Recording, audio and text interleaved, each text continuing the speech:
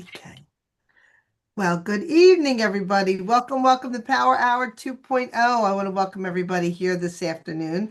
I want to welcome my co-hosts, Miss Lisa Griggs and Miss Renee Rand. Yay! Today we have a phenomenal topic, talking about the gut and menopause. But first, we'd like to share, invite everybody, scan that QR code. Our Facebook page is blowing up. We are at 748 wonderful, beautiful women right at the present time. And Renee, if you could share what goes on, as far as people winning goodie bags and stuff like that, that would be phenomenal. Well, we're very excited because we want to share all kinds of goodies with all of our participants in our group. And so if you share, post any of our stuff, please show up live for these Monday calls when you can, because we are going to randomly be picking out winners at each different week, hitting certain milestones. And we want to give away some goodies. We know that self care and self love has a lot to do with staying healthy and about making it through that menopause journey. So we want to make sure that we're able to do that for all of you. And so lots of great ideas, lots of good things going on, and we just can't wait to put more goodies in the mail to all of our participants. Absolutely. Thank you for that. And Miss Lisa, could you please tell us about our sponsor? Yes, Mm. so we're sponsored by Zinzino, publicly traded company out of Europe. It's really exciting to just, be aligned with them. They have some great products, and we want to help every single person that's on this call and around the world to get their cells fluid, because without your cells fluid, it doesn't matter what you're taking or what you're doing. So when we see people in groups and this, that, and the other, and they're taking all these different supplements and they're going, I can't lose weight, I still have brain fog, I'm still having hot, night sweats and hot flashes and all things menopause, lack of sleep, chances are it's because your cells are rigid if you live in our country. Because our country is highly inflamed. So we've aligned with Zinzino, and we're so grateful to to be aligned with them, because they really are making a difference in so many people's lives. And also because the topic around gut health today, we want to make sure that you call us, get your questions in the chat, whether it's here on Zoom, Facebook, YouTube. Our 800 number is 877-776-3985, and you can call us anytime of the hour. That's why it's called Power Hour. We will pick up for you. One of us ladies will pick up for you, and we'd love to hear from you. Absolutely. Thank you for sharing that. And we will get started. You know what? We talk a lot about menopause and issues that happen within when menopause happens. And, a lot of women say, I'm past menopause, but they don't realize even when you begin a menstrual cycle and go all the way up to your 80s or 90s, you're still, it's considered menopause. So, it is that transition period when a woman's ovaries stop producing eggs, and they can significantly impact our gut health. So there's changes in the gut microbiome, and I'll tell you what, Zinzino launched an amazing product. They launched what, we're a week, almost 2 weeks, the gut health test, which is a dry blood spot test. And you know what? It's something that every individual should do, not only women. But during menopause, the composition and the balance of the gut microbiome, there's trillions of bacteria that reside in our digestive tract. So and they change. And estrogen, it's a hormone that declines during menopause, and it just plays a huge role in regulating the gut microbiome. So without estrogen, certain beneficial bacteria may decrease in number while others may increase. So there is common gut health issues during menopause. And you know what? These changes in the gut microbiome can lead to various gut health issues. And that can include, constipation, diarrhea, bloating, gas, abdominal pain, and IBS. Oh my gosh. Anybody ever experience IBS, irritable bowel syndrome? You know, the gut is it's a funny thing. It's like our second brain, which probably should be our first brain. But how the gut health affects menopause symptoms, in addition to causing digestive problems, the gut health can also influence other menopause symptoms such as your hot flashes, your night sweats, your mood swings, and your sleep disturbances. So, with that being said, I mean, there's always improving gut health during menopause. And you know what, Renee, can you tell us a little bit about improving gut health during menopause and, what strategies we can actually consider? I Well, know we're eating rich fiber foods. well, that and the fact that nutrition has food is medicine.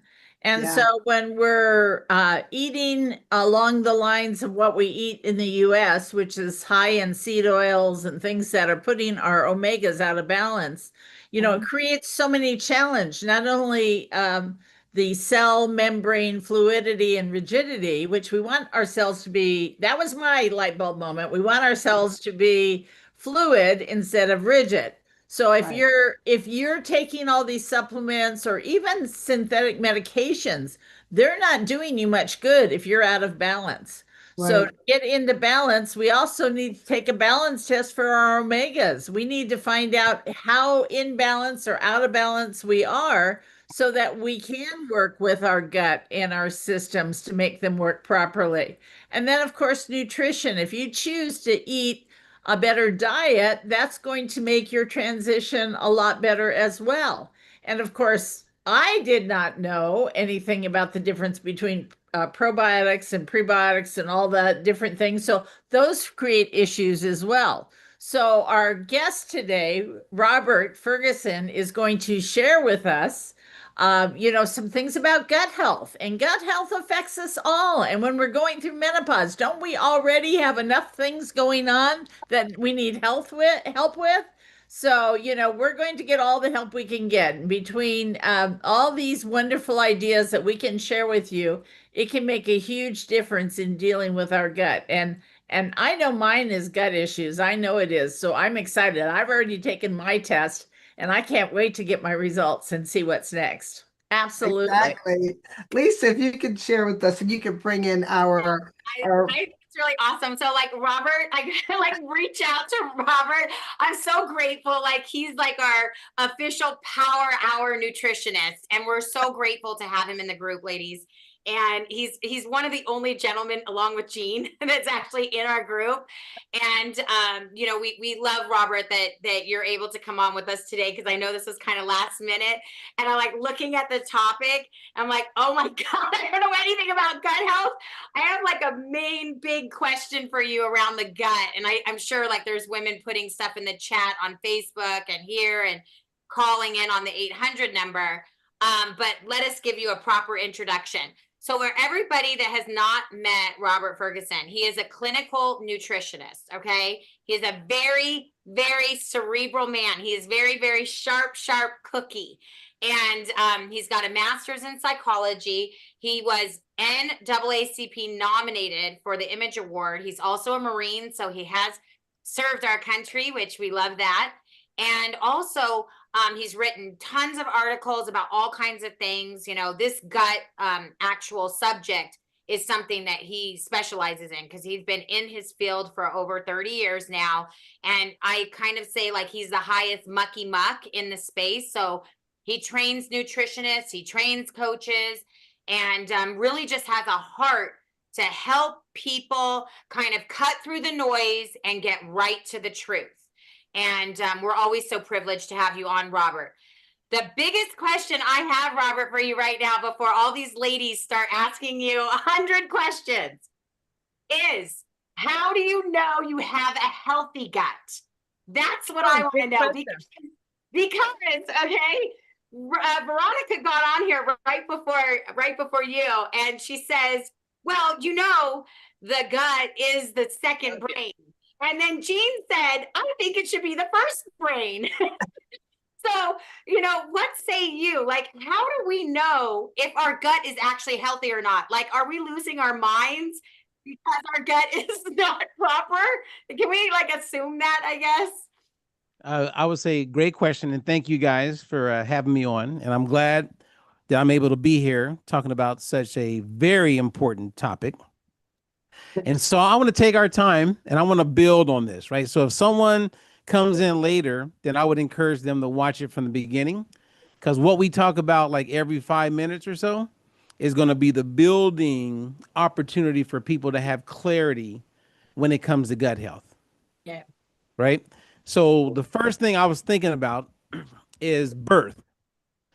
When a person is born, they get their microbiome. But when your gut microbiome, you get it from your mother. So let's just all get that part. So if you feel like your gut's all messed up, you can blame your mom. Okay, so everybody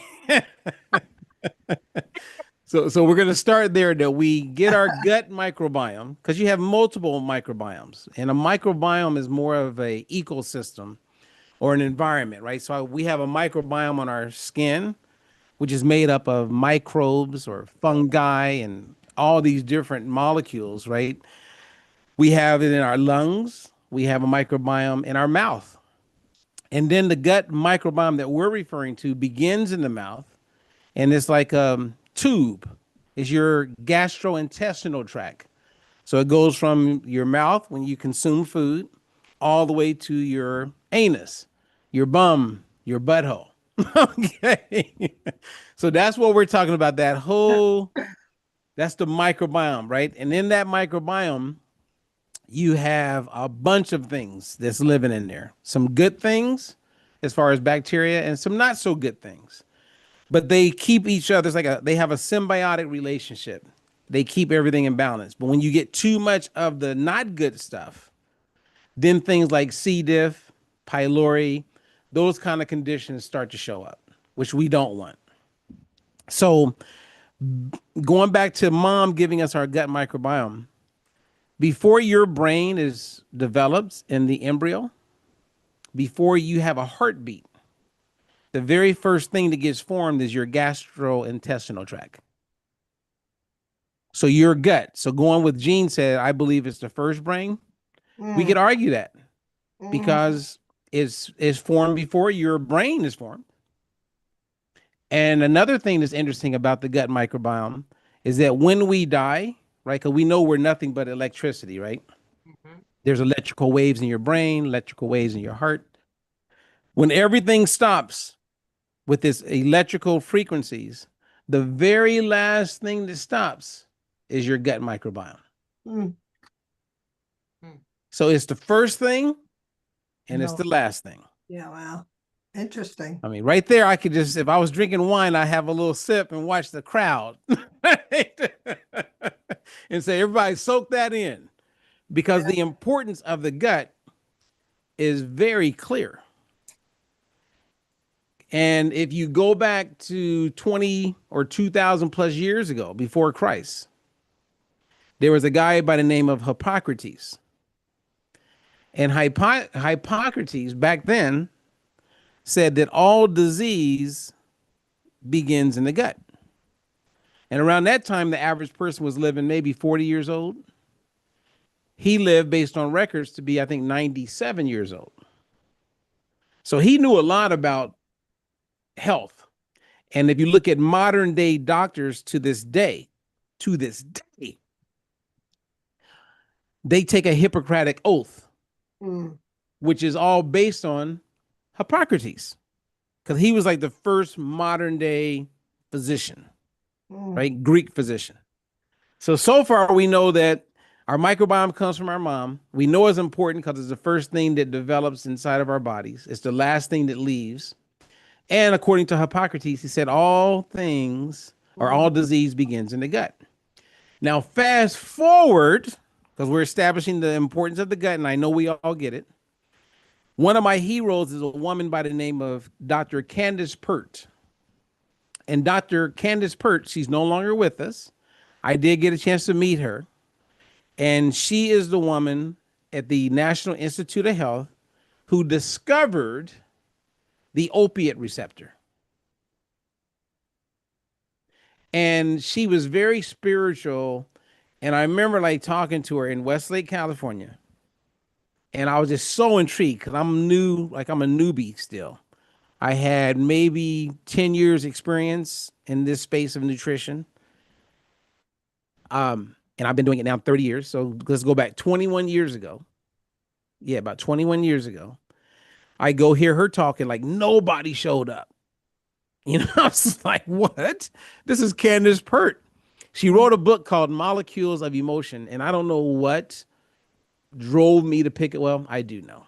For those of us who get it, the universe or God drove me to pick up this big old thick book called Molecules of Emotion.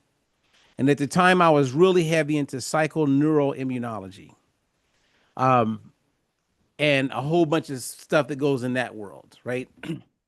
And she talked about every cell in our body is like a brain. And she said that the majority of everything that's taking place in our body and our brain is all connected inside of our gut. So I knew then, you know what I mean? Meeting her, she would say, you know, you ever had that moment where it's like, I had a gut feeling. Yeah. I could Yeah. feel it in my gut. Yeah. When anxiety pops up, we feel it in our gut. She discovered the opiate receptor and it's heavy in the gut. So then fast forward, dermatologists, estheticians, they all started to see the relationship between gut and skin. Kids accidentally start to get it because they quit eating sugar and their skin clears up. Well, where's the sugar go? It's not like you rub it on your face, it gets in your gut. And so there's a gut brain axis. So I just wanted to kind of start there. And in answer to your, well, actually, any questions on anything that I just shared? That's Well, amazing. It is amazing because, and I know most people are muted on this call except for the four of us right now. But so I'm encouraging people to put their questions for you in the chat. What I thought was interesting was you said every cell. She said, her book sounds very interesting. Actually, I want to look into her book, but every cell in our body, that is powerful because how would that relate if your cells are rigid? How much does that play a part in the gut health? If the cells are rigid, and she's basically writing about this from the gut microbiome, how much does that play a part in our cells? All right, look at so Lisa, you're ready to just drive. You want to get right to it, don't you? Well, yeah, I mean, she's like, let's go. a lot to unpack, no pun intended. Well, you know, the last 20 years, a lot has taken place, right? No one knew what a gut microbiome was 8 years ago.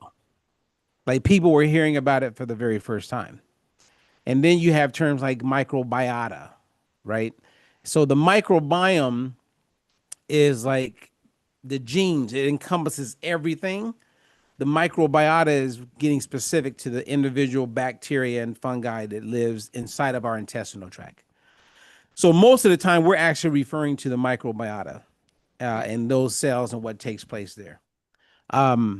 So in answer to your first question, I believe, if you feel fatigue, a little bit more tired than normal, mood swings, anxiety, bloating, like you hear that a lot, bloating, puffiness, inflammation, then those are signs or symptoms of being out of balance with your gut. If you're having a harder time losing weight compared to earlier, the gut's going to play some role because the gut touches on inflammation in a big way. And it also has a connection with insulin resistance that makes it more difficult for people to lose weight as they mature in life. And when it comes to menopause, I think every woman every person benefits from getting their gut checked. Everybody. And so in the last 5 years, the science has gotten amazing. But most people, when they think of gut testing, which we're going to get into, they're thinking about stool testing. You're right. Right. So have you guys ever had your gut microbiome or your stool tested? No. Not that I can think of. Okay. Well, you would know. Yeah. I know. So, It's not so, something I want to do. so this is how it works, and you can pay anywhere from $100 and something to over $800 when you buy these tests, which a lot of people are doing, right? And there's a lot of really popular companies that are making millions, if not they're billion-dollar companies now, because people know something's off, right? You can feel it, like something. I want to get my gut checked. So stool testing is like the number one thing that people do, right? Because whatever comes out in your stool was once in your gut. Okay. So what happens is you get this package, how most of them work. You open up the package and they'll have like a little tube and this little thing to help you out. And when you poop, you got to get a little bit of your fecal matter and you got to put it in this tube. Once you put it in the tube, then you close it up and then you mail it back. And once they get it, they run a lab on your stool and then you'll get this cool report. Everybody good so far with that part? Yep.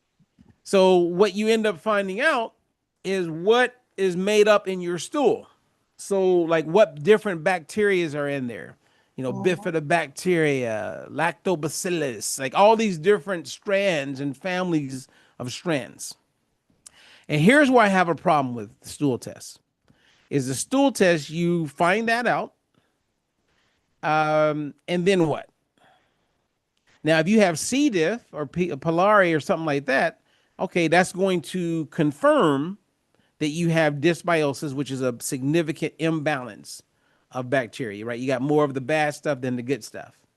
So they know, but then they're going to just treat you. But everyone who gets their stool tested, for the most part, they're going to get the same recommendations. Drink more water, cut back on the alcohol, eat more variety of fruits and vegetables. It's going to be the same for everybody. Yeah. So it really doesn't tell you anything. Like I want to pause there because a lot of people are getting the stool tests and it really doesn't tell you much. Yeah, right. It just tells you like where you got more of this bacteria, less of that bacteria. Well, it looks like maybe you would be allergic. You could be allergic to spinach, but no one knows. And everyone's microbiome is different. And if you've been getting antibiotics basically wipe out that bacteria, the good and the bad. And now your microbiome regenerates itself and it is never the same. Like I actually watched a doctor once tell someone, you need to go back to your hometown and eat some of your mom's fried chicken. Because he ate fried chicken 4 or 5 times a week growing up. That played a huge role in where his microbiome was. Right. And so by going back and eating some of the things that was a big part of how he grew up, she felt that that could help bring him back into what would be normal for him. So at this point, I would just tell everybody a stool test, if you got a good doctor, maybe it could be pretty beneficial, but not compared to this. And it's funny because you guys know me enough that I'm not just selling something. Yeah. Right. I'm not going to say this without being able to give people some real solid reasoning why I like this over a stool test. So I'm going to pause there. Any questions for me at this point? Yes. So what foods or diets today best embody the Hippocratic principles of preventative health? Well, what you eat, like you can change your microbiome in 24 hours. Okay. Oh, wow. Just eat differently today and your microbiome is different tomorrow. Mm. But if you're eating, the number one thing every gastroenterologist and every gut microbiome will all agree on, and rarely do you have a consensus, right, on anything. But the one thing that if you had 7 different microbiome gut health experts all on the call right now, the one thing that we all would agree on, but there's one thing, and consistently everybody's going to agree, and that is a healthy gut microbiome is a diverse gut microbiome, meaning you have diversity of the bacteria that lives inside of your gut. And then everybody would agree, because the question would be, well, how do you do that? Going to your question, Veronica, you eat a variety of plant-based foods. So kiwi, banana, orange, apple, dragon fruit, broccoli, broccolini, zucchini, yellow, green, black beans, pinto bean, variety. And we live in a country, probably a world, where most people eat the same thing all the time. Right. Those are the people with the gut problems. And it's also the people who avoid certain things. Like, you know how you have a lot of people that avoid gluten. I'm gluten free. I have a gluten sensitivity. Most of them don't even know what gluten is, number one. Okay. And for and then for the ones who actually know that it's a protein, then those people, it's like, by not eating the gluten may put you in a position where you now have disruption in your gut.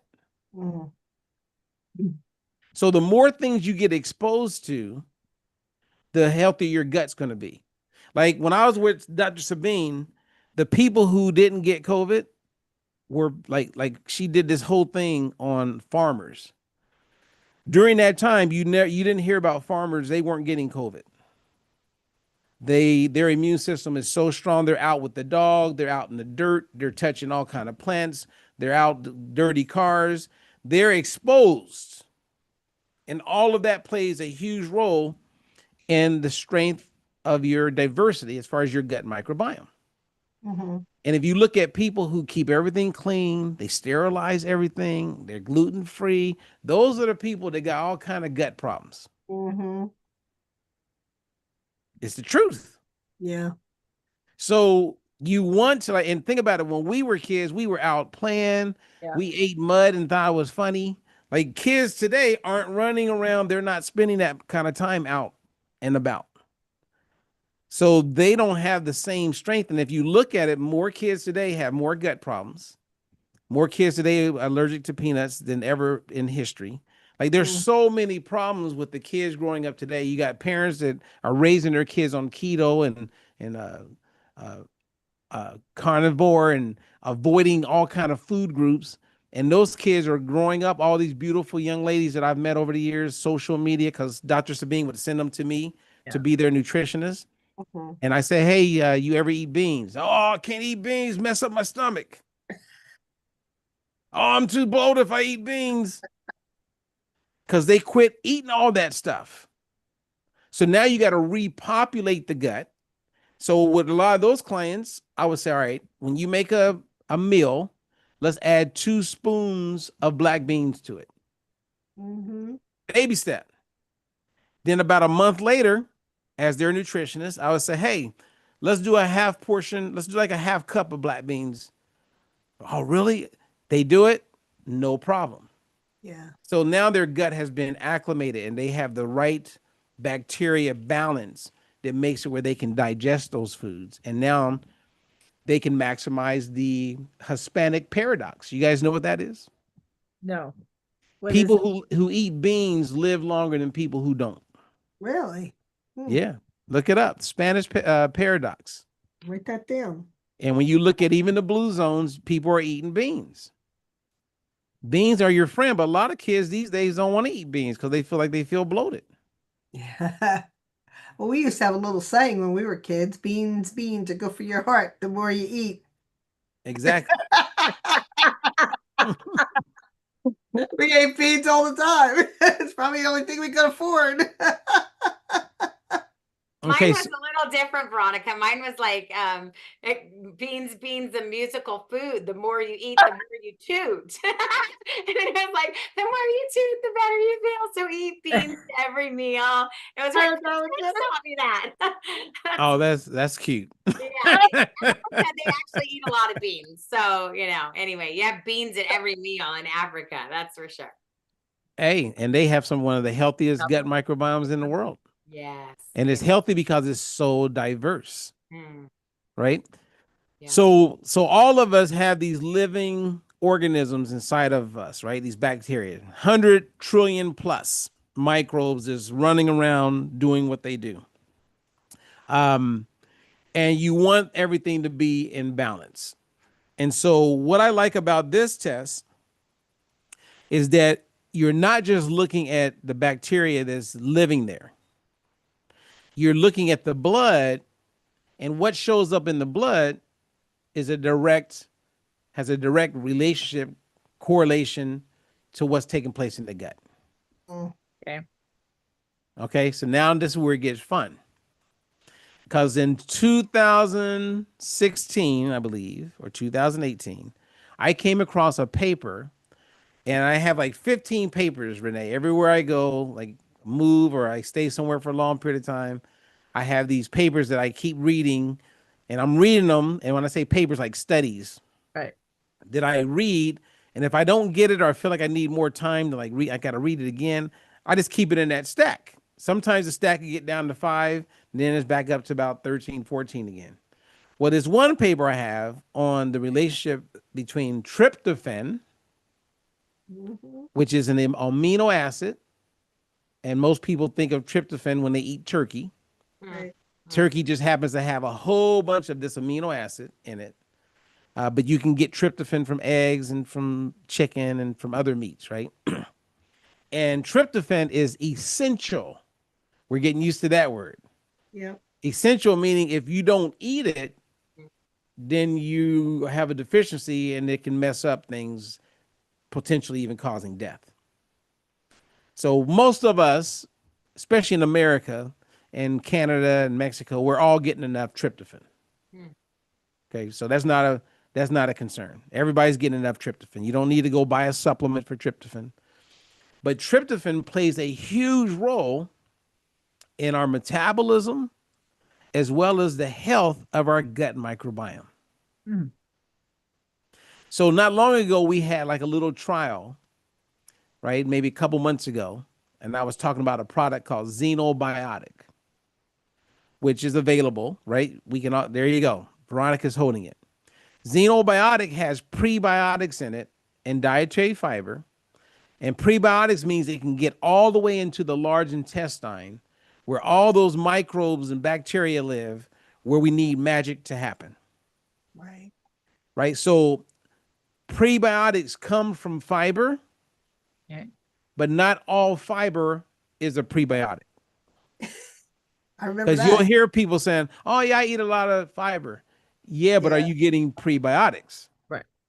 So the prebiotics is what we know will make it all the way to that bacteria, like that swimming pool, where all the bacteria is and where the magic is going to happen. So so are we still good? Everybody's following me? Yep. Okay. So this thing looks at the tryptophan based on the blood work that it gets to report back on. So it comes back and it literally gives you an update on 5 different ideas or signals of what's taking place inside of your gut. So I'm going to just highlight 2 of them. Okay, you ready? Okay. So there's a thing called kynurenine. Kynurenine is a metabolite, and it shows up in our blood. And there's a thing called the kynurenine pathway. So a pathway is kind of like the road that you go down. It's kind of like the Wizard of Oz, like the scarecrow, right? Remember when Dorothy was walking and she was on her way to Oz, she comes to a stop where she can go left, I can go right, I can keep going straight. And there's a scarecrow. So they buddy up and then they continue going down what they felt was the road was going to take them to Oz. Well, every road you go down, certain things may be different.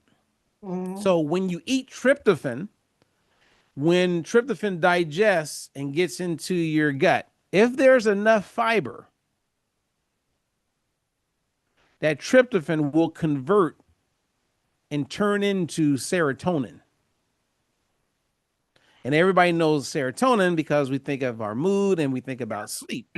And then that serotonin, if everything that needs to be there is there, like magnesium naturally, B6, if it's all there because you eat a variety of food, that serotonin turns into Melatonin. melatonin. See, look at Veronica. She's on it. Yay. And so now, just eating tryptophan, having enough fiber in my gut, I will have more melatonin naturally. Yeah. But when I just heard Dr. Oz say this the other day, the stats from the CDC was 9 out of every 10 people in the United States, kids and adults, do not get enough fiber. And if you don't get enough fiber, then that means less serotonin and melatonin production. Right. I mean, come on. Dr. Oz said it's like only 7%. So it went from 90% to 93% of people are not getting enough fiber. And if they're not getting enough fiber because the government doesn't highlight prebiotics, then we know they're not getting enough prebiotics. So what is everybody talking about? Man, I'm not getting sleep. I'm waking up in the middle of the night. Man, my sleep is horrible. I'm going to go pop some melatonin. Because when you look at the literature, it says that melatonin helps you sleep. Yeah, but that's not the same melatonin that is produced in the body. You're taking an outside source of melatonin thinking that that's going to do it. And it may help you fall asleep, but it doesn't keep you asleep. Amen. Yep. Amen. All right. So then we have this pathway called kynurenine. So here comes tryptophan. You eat it. Tryptophan, if it goes down the pathway where kynurenine uses that tryptophan, steals it, you have inflammation. You have when kynurenine is elevated. So when we all get our test back, it's going to tell you if kynurenine is elevated. It's going to tell you.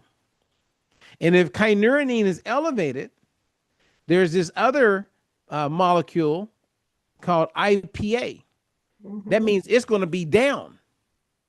And if IPA is down and kynurenine is up, bloating, fatigue, everything just goes south.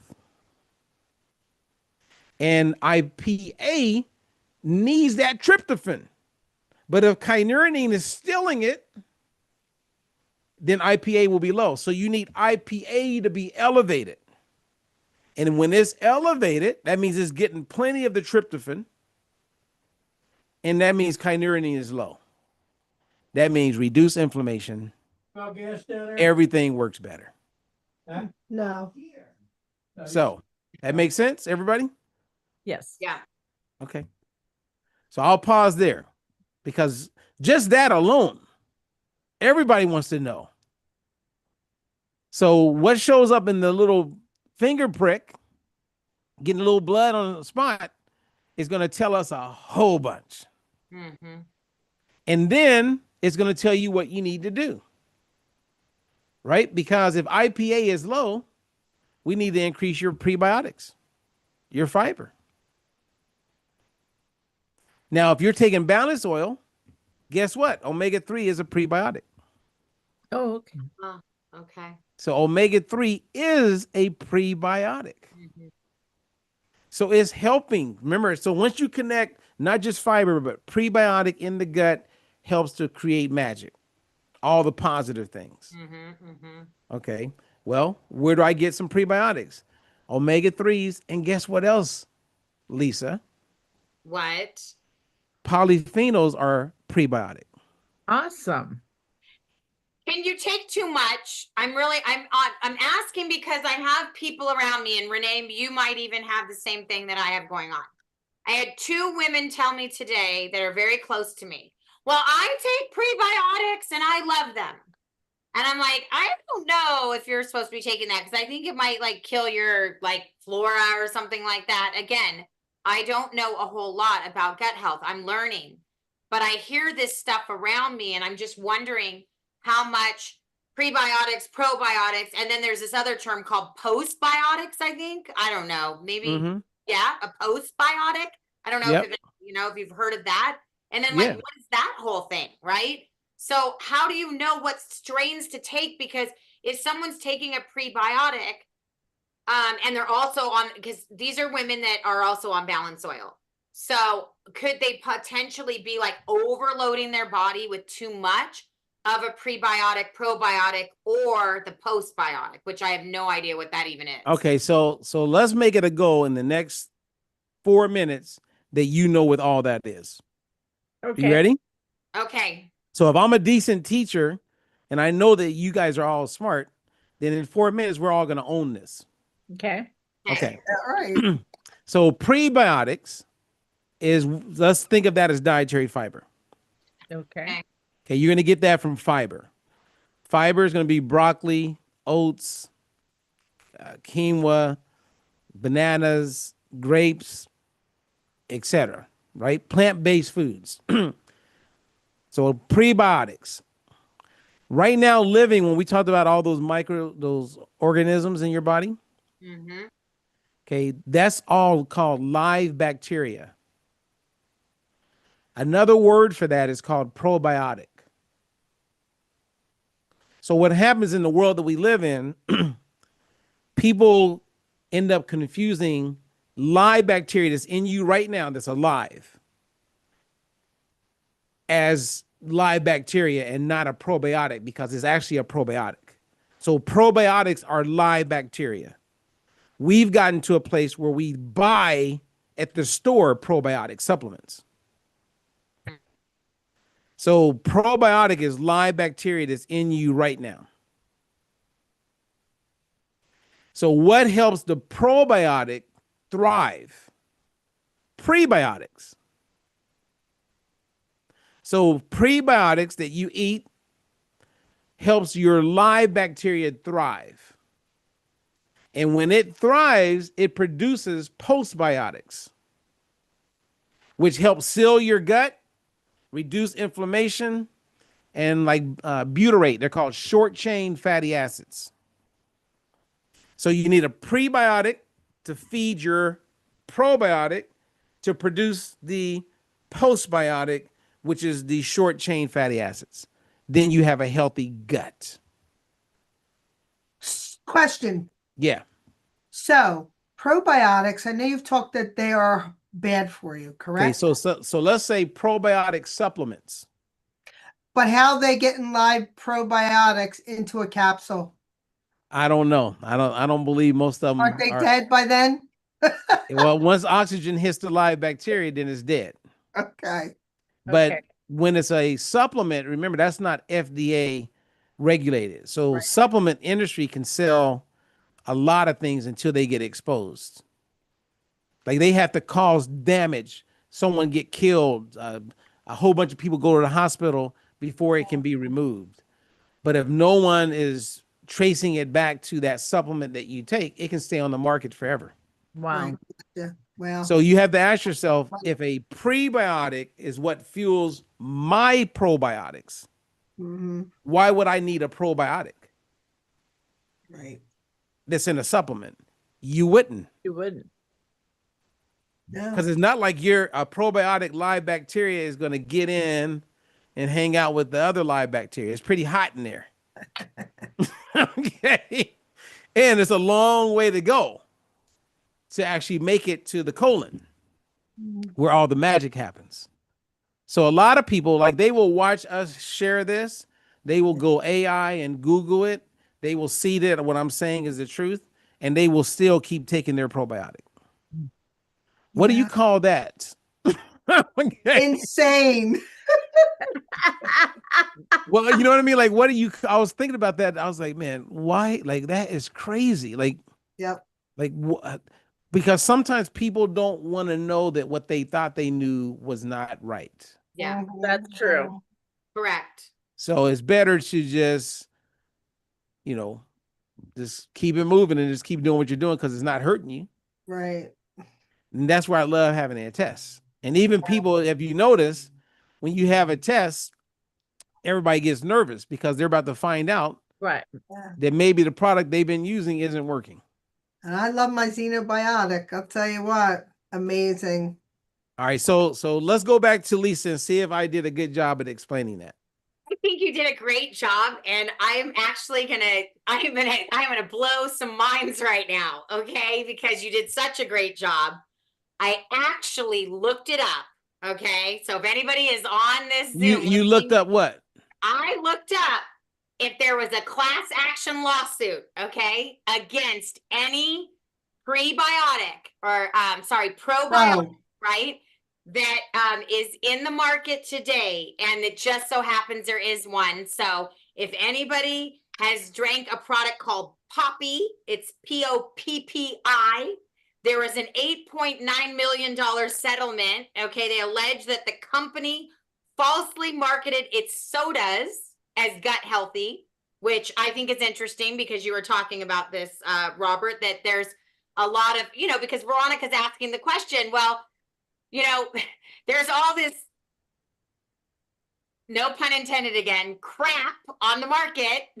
And, because we are talking about gut health today. yeah. How do we So know, if it works or not? And here you see there is actually a lawsuit against the company because they were saying that this product gets your gut healthy. And, so that means there's got to be other stuff out there. I mean, well, you know, it's interesting. I'm not going to throw anybody under the bus, but I'm familiar with the guy who owned that company, mm, and I know about that lawsuit. And you met someone. I'll share you with you guys off the record. You met someone who knows this guy, and I remember when they first brought it up because my daughter liked drinking those drinks, mm, and I was like, "Sweetheart, that just doesn't make any sense. mhm. It just doesn't." But people want gut health, and the claims that they were making is just not even possible. But there's so many ways to lie. Yeah. Yeah. Like you guys remember the South Beach diet? Yeah. Yes. So Yeah. the South Beach diet was sued by Anheuser-Busch. And you can look this up. And the guy who was a cardiologist who created that diet, he lost the lawsuit Mm, because what he said was that beer was high in sugar. Now, beer is not high in sugar when it's in the can. mm-hmm. It becomes high in sugar when it's inside your body. Ah. So they can make a claim based on what's in the can, or he made a comment about it being high in sugar, but it wasn't. He lost because I forgot how it went. You can look it up, but he had to recant. They had to republish the books because of that minor detail of what was inside of the can and what happens when inside of your body. Yeah. Yeah. So there's a lot of misinformation out there, Mhm. and it's done as part of the whole marketing. Right. And this test, Yeah. I would tell everybody to get it. Now, what's going to happen? Most people are going to need more prebiotics Mm-hmm. Mm-hmm. to get their numbers better. Yeah. Now, I know because I've been doing this for a long time coaching people, a lot of people aren't going to eat fruits and vegetables. Right. Right. So that's where the xenobiotic comes in. Yeah. And people just don't know what they don't know. And, it still blows me away that they would listen. I get it. You go to your doctor, you listen to what they say, and they think that's the end all be all. But you know what? I'm the type of person that looks outside the box that, just, well, I don't want to take that. I don't want to do that. I know it's bad for me, so I'm going to try this. Renee? Yeah, Robert, how much of that xenobiotic should they be taking? Because I was looking at the serving size, and I believe I heard you mention that actually needs to be double that in order to get a significant amount. Yeah, in the States, we over in Europe or like in Norway where they have the same product, the formulation is a little different to include the serving size. Okay. So they're getting like 2 servings a day, Okay. and we're getting 1 based on some legalities in the States.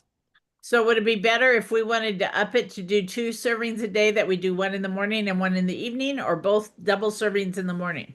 I mean, I've seen people get results with 1 scoop a day, Okay. which would last you a month. Mhm. Okay. Because if you're gonna double up, then that, like if I was a truck driver and I knew I wasn't eating fruits and vegetables, I would buy 2 canisters and do 2 scoops a day. Okay. Yeah. And I would just spread it make it. out Yep, like I would do it like probably in the morning and do it with the meal.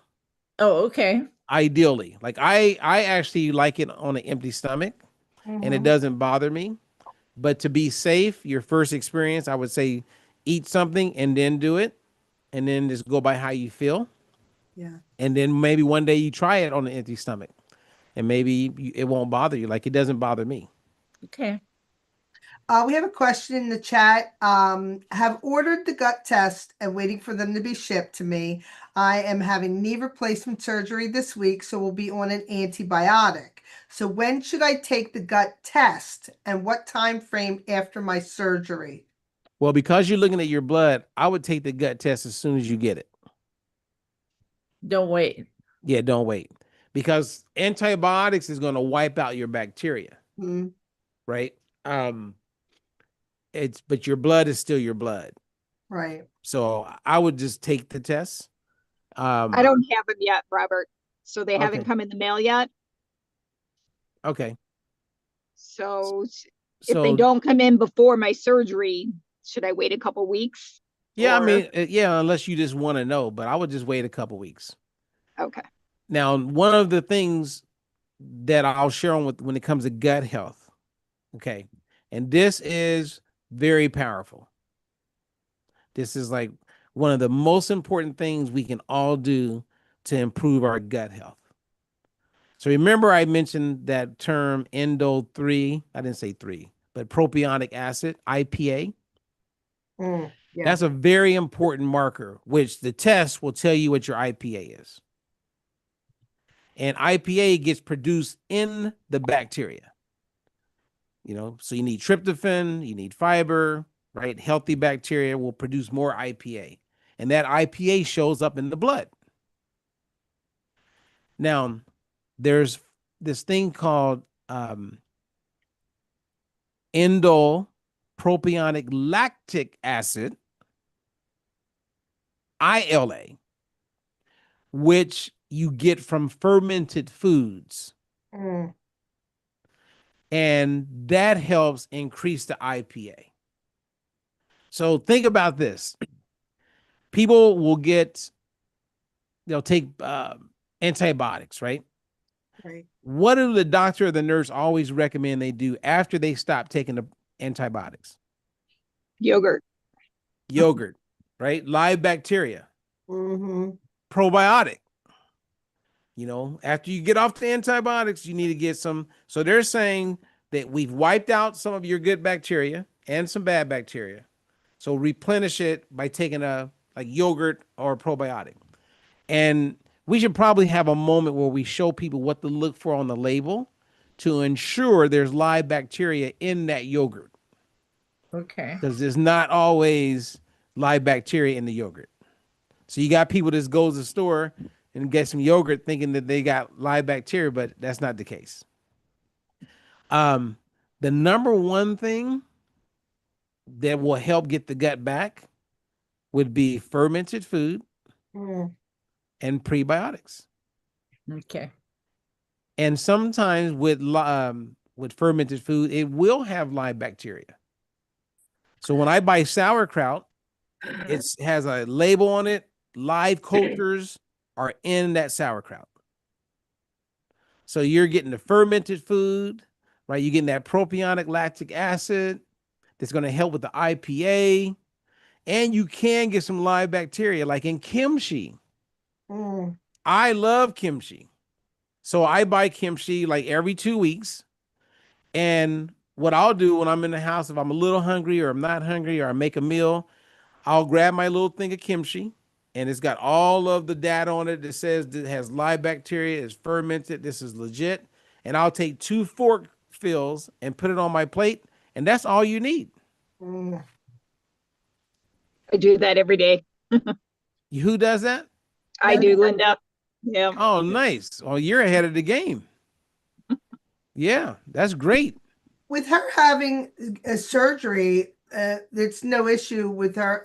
I know she may not have it, but this is hypothetical. Taking the xenobiotic, regardless, like has her surgery and then taking the xenobiotic before or after, so it's not going to affect a surgery. Nah, Okay. that's just fiber. Okay. Yep. All right. So did we go deep enough in the rabbit hole, or I know Yep. Lisa knows. Like when you talk to your mom now, you go, Mom, listen. There's prebiotics, there's probiotics, and then there's postbiotics. And then you got to pause, Lisa, and you go, explain to me the difference. Yeah, he knows.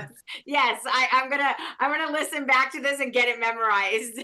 But I did get the little chain there. I did get the little chain. Yeah. And I do want to say, you know, one of the things that you said, and I love it so much about this company, is the fact that, you know, many of the things that were spoken about today, we're not making these outlandish claims like many of these other companies that are being sued right now are making. And I think that it's really, really powerful that the company that sponsors this show is Enzino. And one of the reasons that Renee and Veronica and myself aligned ourselves with this company is number one, yeah, we couldn't get away from the fact that your cells have to be fluid. Okay. That was a big aha moment for Renee Rand 3 months ago, listening to Robert in a Zoom right in the dining room chair that she's sitting in right now.